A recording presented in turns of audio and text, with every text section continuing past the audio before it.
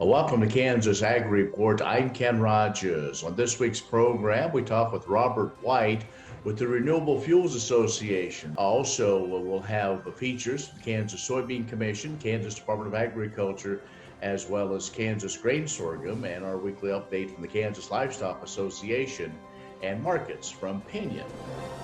Kansas Ag Report brought to you in part by the Kansas Soybean Commission, the Soybean Checkoff, Progress powered by Kansas farmers. Kansas Farm Bureau, a grassroots ag organization representing the state's farm and ranch families since 1919. KFB.org. And the Kansas Wheat Commission, lending in the adoption of profitable innovations from wheat. Online at kswheat.com. Are you looking for Medicare supplement insurance plans? Now is a good time to look at your options with Kansas Farm Bureau Health Plans. A Medicare supplement insurance plan can help cover certain out-of-pocket expenses Medicare doesn't cover. Things like deductibles, co-insurance, and certain limitations that can be costly in the event of an accident or illness. With Kansas Farm Bureau Health Plans, you have options to Medicare supplement insurance plans with 4 levels of affordable coverage and service from an organization known for its commitment serving Kansans. We encourage you to compare our rates. For more information and to get a quote, contact a Farm Bureau Financial Services agent near you or visit kfbhealthplans.com. Medicare supplements insured by Members Health Insurance Company, Columbia, Tennessee. Not connected with or endorsed by the U.S. or state government.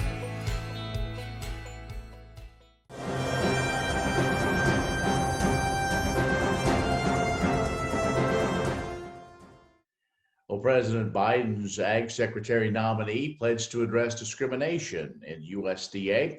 He met before the Senate Ag Committee confirmation hearing. Tom Vilsack told lawmakers he will also seek to remove barriers for access to anyone that qualifies for nutrition assistance. In a statement, he vowed to ensure that USDA will do his part to end the COVID-19 pandemic. He'll also lead the federal government in building and maintaining new markets, stop the farm debt cycle, create transparency in pricing through the supply chain. Vilsack, who was Ag Secretary during the Obama administration, also seeks to restore employee morale at USDA back to, he said, the level it was when he was last Ag Secretary. Well, the committee advanced the nomination to the full Senate following his confirmation hearing. The Ag Economy Barometer from the CME Group and Purdue drifted lower in January. The reading number at 167, a decline of 7 points compared to December. That was also equal to the November reading. Organizers say the barometer's decline over the last 3 months attributable to weaker expectations for the future. That future of expectations index has fallen 35 points, or about 19% since just October. The decline in future expectations stand in contrast to the index of current conditions, which in January, 21 points or 12% higher in October. The ongoing strength of the current condition index appears to be driven by the crop price strength, but the deterioration of the future expectations index seems motivated by concerns about future environmental and tax policies and the outcome of the trade dispute with China. Meanwhile, 3 out of 10 farms, that is, are aware of opportunities to receive some carbon capture payments on their farm. About a fifth of those farms are already engaged in discussions about contracting to receive those payments. And farm bankruptcies were down slightly in 2020, but one industry economist warns that farmers not quite out of the woods yet. Caseload statistics from the U.S. courts indicate Chapter 12 farm bankruptcies totaled 552 filings in 2020, that down 43 or 7% from 2019, third highest over the last decade. According to the Kansas State Federal Reserve, delinquency rates at commercial banks continue to increase. USDA also temporarily suspended debt collections, foreclosures, and other activities sold farm loans to support distressed farm borrowers. John Newton, who is Farm Bureau's chief economist, says the key to turning the farm economy around is a recovery from COVID, restored biofuel demand, increased trade, new income sources, and adapting some climate-smart practices and ecosystem service type markets. You can find more ag news online at agview.net. Stay with us. We'll have more in just a moment. Sure Crop Fertilizers was started by my father, Don Sherman, and my mother, Shirley Sherman. Family business that started in the 80s. We predominantly focus on plant nutrients and what we can do to give growers better responses with the fertilizer dollars that they do, and what we can do to make those things work better for the grower. We're based out of Seneca, Kansas. We work with growers in their soil analysis to figure out what they need, and then we can put those in a blend that gives them the best results, and so that we can deliver that direct to their farm, so that they have those nutrients where they need them, when they need them, and so that they can apply them in a manner that's very efficient to them and works well on their planting systems and what they're doing. Sure Crop Fertilizers has been around for a long time. We always say we're big enough to take care of everything you need, but we're small enough to do it quickly. You can get a hold of us at 1-800-635-4743. Our website is surecropfertilizers.com, and you can always email me at Corey@surecropfertilizers.com, and with any questions you have, we're glad to answer and work with you.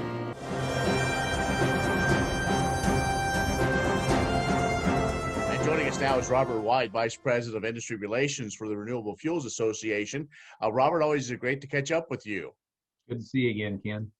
Well, the ethanol industry, boy, that has been quite a story as we look back on what 2020 was. We have seen the highs, we have seen the lows. I guess if I was a surfer, you might have enjoyed the ride.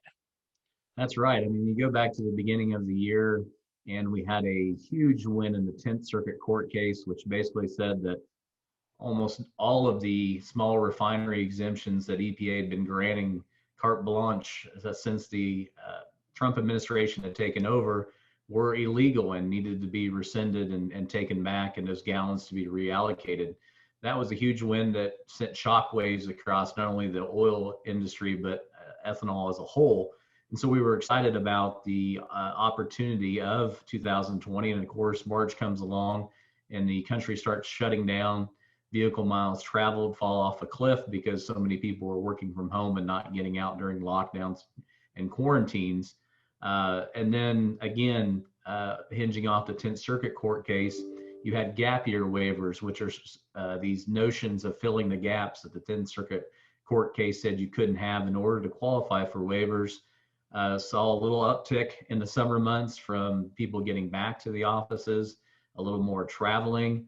And we were really riding the wave of USDA's HBIP program, which is funneling about $86 million in the ethanol infrastructure at the retail side. And we hope and know that in the next 18 months, we're going to see a good uptick in E15 and E85 availability. So have we turned the corner as far as the education is paying off? We continue to see stronger usage, or do we still need that extra kind of kick, if you will, from the feds to help in this process? Well, until they stop rewarding the oil industry for everything they do, we will continue to need that support as well. I mean, just during the COVID crisis and the handouts that have been given, I mean, ethanol still sits here waiting for anything to come about to help us offset our financial crisis given the pandemic. I mean, we're still providing half of the CO2 in this country. That's again going to be needed in a high capacity when the vaccines are ready to be distributed, from everything from dry ice to the packing plants for food. I mean, we're so entrenched in this economy and in agriculture that I think a lot of people don't understand that. But at every turn, the oil industry continues to get those handouts. I think that'll be a little different under a Biden administration, but nonetheless, the pandemic is still here and it's still affecting us. Robert White is Vice President of Industry Relations with the Renewable Fuels Association. We're going to take a break, and Robert kind of set us up for what we want to talk about when we come back. That is looking forward to what a new administration and other things might bring. Stay with us. Grain sorghum is one of the most important cereal crops worldwide, and Kansas leads the nation in its production. Over the years, sorghum has been either exported, used in animal feed domestically, or for other industrial uses. Recently, its use in the ethanol market has seen tremendous growth, with 30% of domestic sorghum typically going to ethanol production. Kansas Grain Sorghum is committed to sorghum research, market development, and education. Learn more at ksgrainsorghum.org.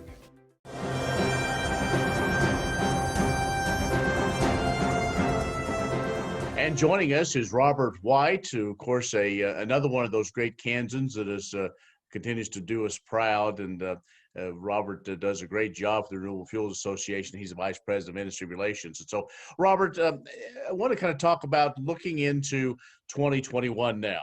With a Biden administration, folks have said that he is committed to getting rid of some of these small refinery exemptions, at least curtailing them, if not eliminating them. But also some of the things we're hearing of what policy might be. Where do you and RFA see ethanol playing in a role of energy policy moving forward?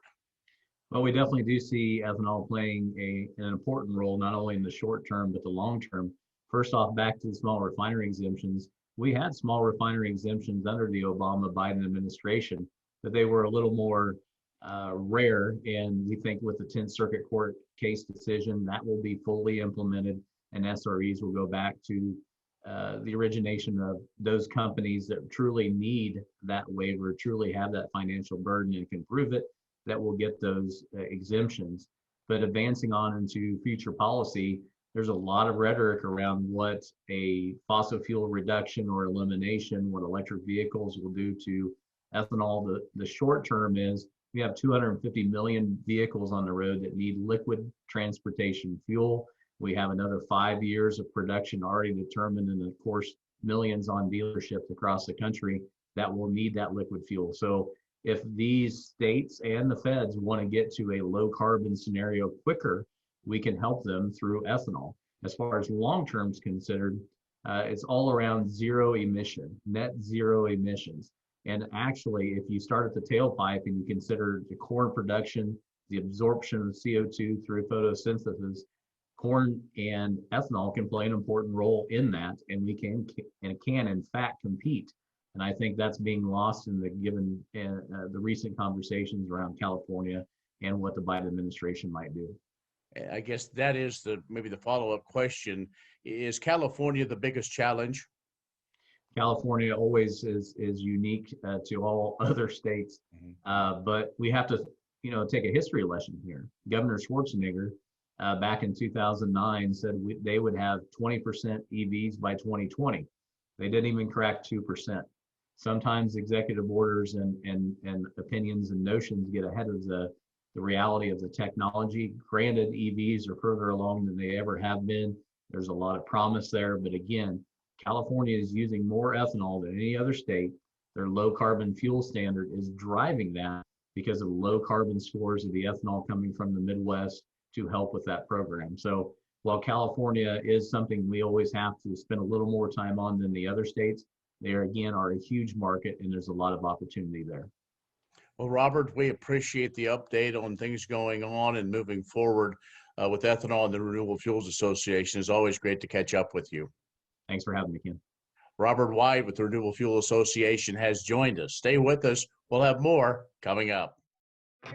Next time you see a beautiful field of corn, reach out and thank the farmers who work tirelessly to raise corn for livestock feed, renewable fuels, and exports to feed a growing world population. The farmers on the Kansas Corn Commission work for Kansas Corn with grower-funded checkoff dollars that support foreign and domestic market development, research, promotion, and education to expand opportunities for Kansas farmers. To learn more, visit kscorn.com.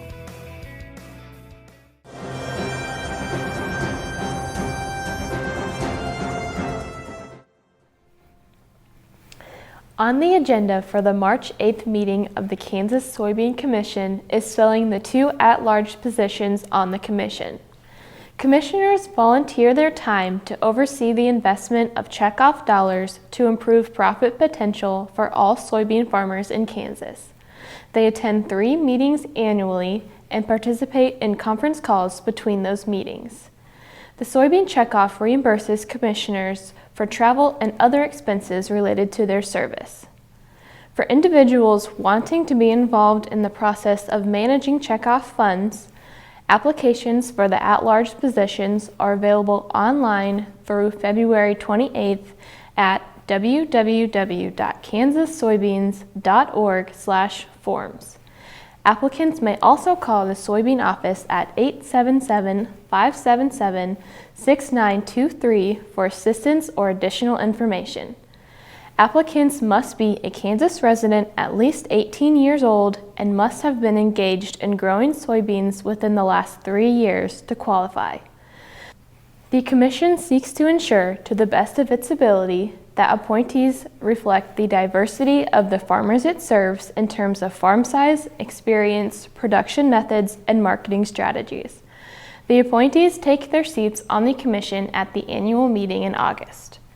9 farmer leaders serve on the Commission, each elected by region to a 3-year term. The Commissioners at Large term cycle coincides with the election of the single commissioner for Districts 1, 2, and 3 in the western third of the state. The Kansas Wheat Innovation Center in Manhattan is rediscovering ways to get improved varieties and new genetics in the hands of farmers faster. Grower-led and checkoff-funded research initiatives are bringing about positive change. This grassroots leadership provides a strong voice in Topeka and Washington, D.C. Now is the time to partner with Kansas Wheat in moving wheat forward. Kansas Wheat Commission and Kansas Association of Wheat Growers. Farmers investing in their future and yours. Log on to rediscoverwheat.org.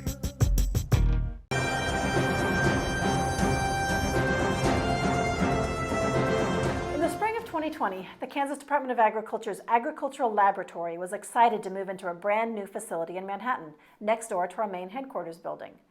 The building was designed specifically for the needs of the program, so we can be more efficient in our day-to-day testing activities as we work to meet specific program needs, and provides room to grow for future agricultural testing needs. The KDA laboratory serves the rest of the agency and the citizens of Kansas by providing accurate and timely test results for programs in our Division of Agribusiness Services. We conduct tests regarding food and feed safety, serving our mission to protect human and animal health, as well as testing to verify label claims, which helps to protect consumers from economic fraud. Soon, our metrology lab will be able to provide a broad scope of mass and volume calibration services.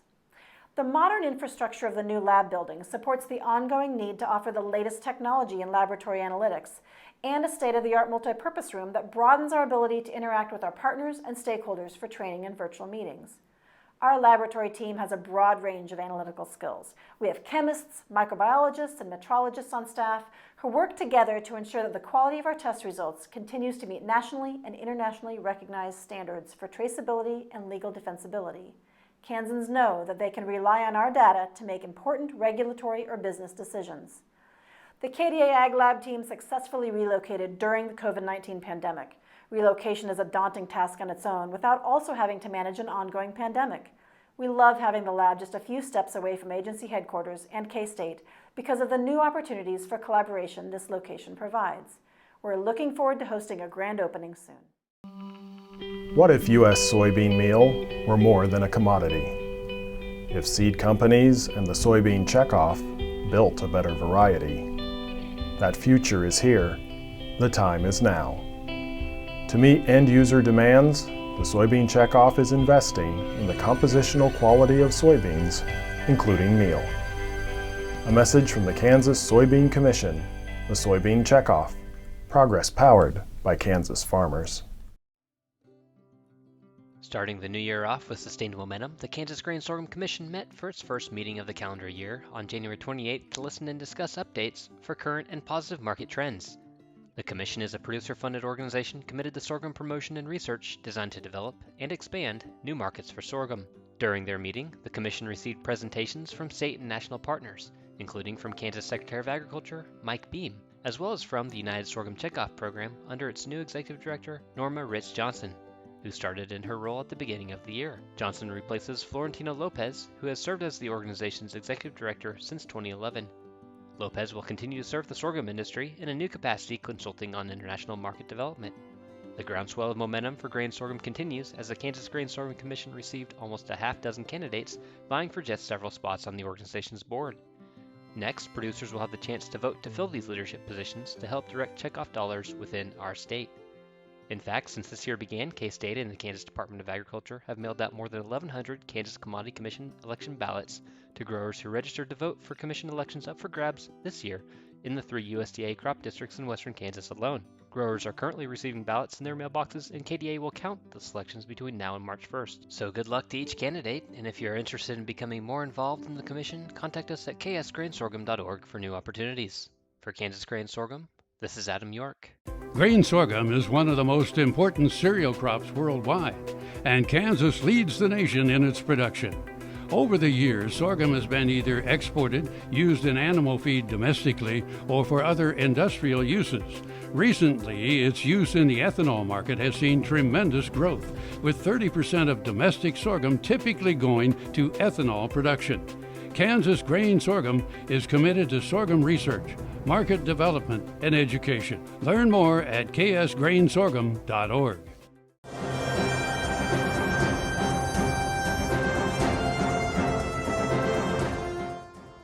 Bipartisan legislation recently was introduced that would create new opportunities for cattle producers and smaller processors to market beef products.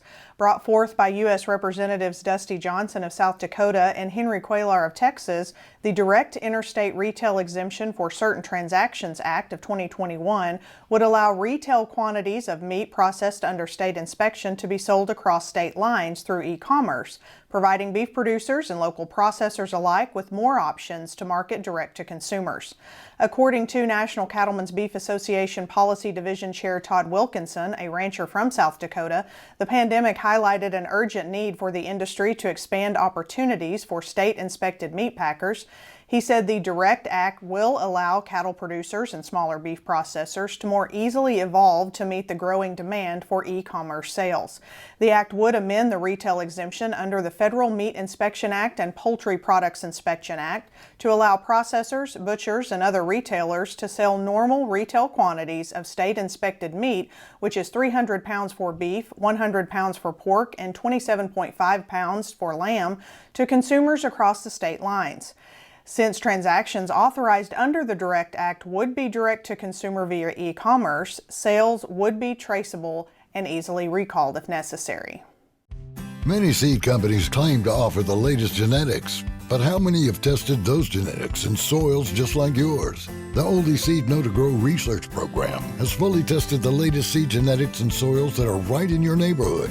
The Oldie Seed Know to Grow program can recommend the best performing hybrids from technologies like Enlist, Extend, and Liberty Link that will optimize the yield and profit of every acre on your farm. Contact Oldie Seed today.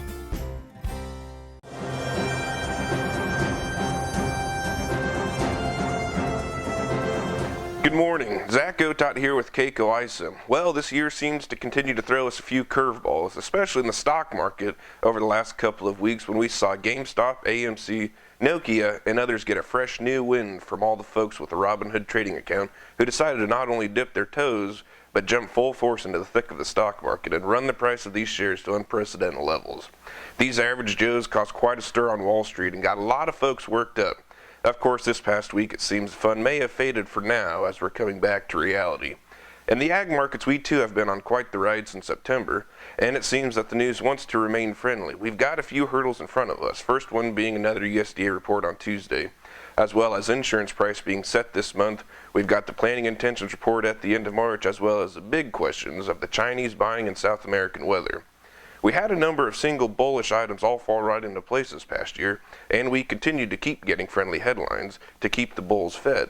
Like every market, the news is never more bullish when we're at the top, and when we're at the bottom, it can only go lower. And we won't know we're at either spot until it's too late. For instance, look at GameStop. Any sane person would have thought that we need to sell it when it got to $350, but it looked like it was going to $500 at the time. So we hang on it and miss opportunities. Even now, when we're just under $100 a share, why sell here when we're just up there? Even though this is still a great price for a stock that spent a lot of its time in the single digits in recent history. That's where we're at in the grain space. Can we keep going higher? Certainly, and it looks like we probably will. But maybe we need to take a step back and look where we're at. We're at the highest prices we've been in 7 years. I'm not saying throw in the towel and be done, but respect this move that we've seen, but also respect the upside. And there's tools out there that allow you to do that. If you'd like to discuss these topics or any markets, give us a call at 888-452-8751. I'm Zach Gotot. Have a productive day. Well, that's our show this week. Be social with us at KansasAgReport.net or on other social media channels. I'm Ken Rogers. Stay strong, Kansas. We'll see you next week.